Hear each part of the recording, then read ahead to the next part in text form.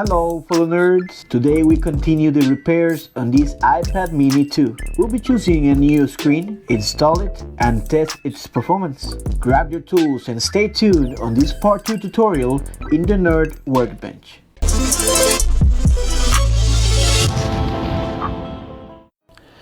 The first thing we're going to do is looking for the screen. We're going to have a lot of options. That's right here, the iPad mini 2 screen. Oh, it's right here. There you go. Plenty videos, options, places to buy it, sometimes more information. Let's just go to one. Let's go to Amazon here. We're gonna have a lot of options. Always check the reviews, so you go ahead, check your reviews, read them, the one that you actually feel more comfortable. But I want to go with you guys through some things that I consider when I'm gonna buy a screen for this repair. So let's go here. The first thing I'm going to show you is that this one has a kit. Like I said the last video, if you don't want to buy the whole kit, this one have a little kit just for a repair or simple repair. But you want to be very sure that you're gonna buy the right screen for your right iPad. So you need to check for the model. In this case, this one shows you is in the right and the back, but there's other ways of showing where your model is. So you go here to settings in your iPad. This one is a little more newer. Go in the place where it says about, and you check the area where it says model number.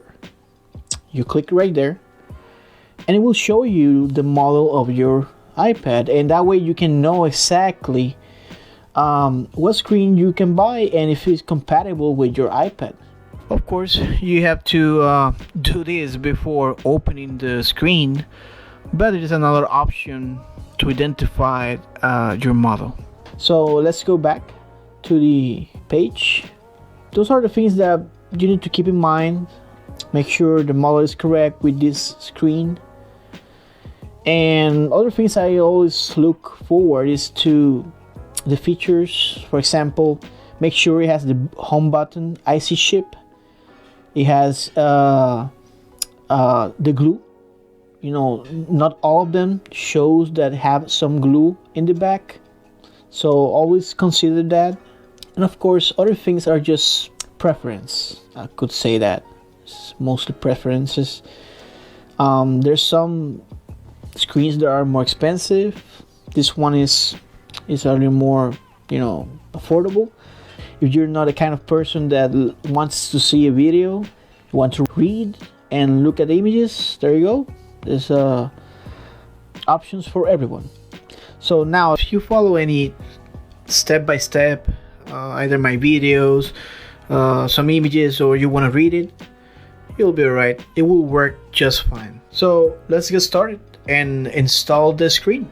Here we want to make sure that we have our button ribbons here, or connections. It has a little protection there, and it's in the right path. So we want to push it right there, and don't push it too much. You can actually damage it very softly.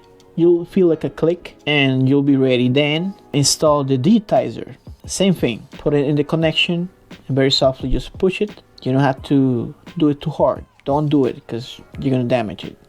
Next thing, a little plate. So reverse engineering.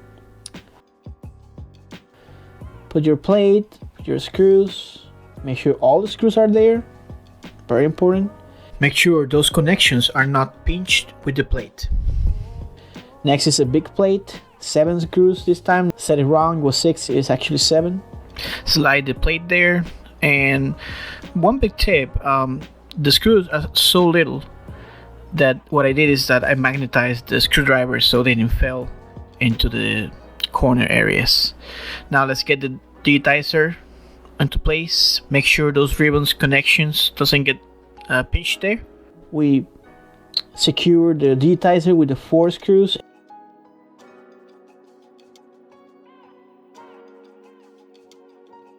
I clean it. And don't forget The magnets, very important, you don't forget those magnets. It does affect the functionality of the screen. So it's very important that you install them exactly the same place where you took them out. Clean very well the digitizer in case you touched it, have some dust. Make sure any of the ribbons are pinched.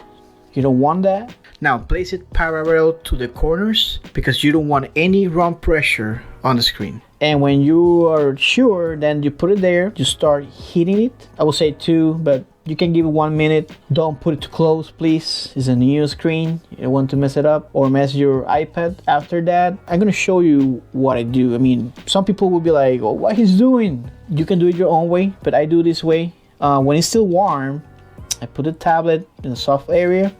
I cover the new screen.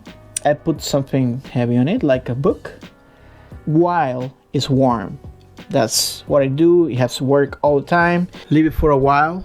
The pressure actually helps the screen to adhere the rest of the tablet. It will do no harm. I clean it and then turn on. Now we want to do some tests. No ghosting. Ghosting is like it start moving erratically. Test the upper area, the corners, features, to the left, to the right. Test it horizontal, vertical. So there you go. You have a perfectly working iPad mini 2. Hope you liked, and see you next time on the Nerd Workbench.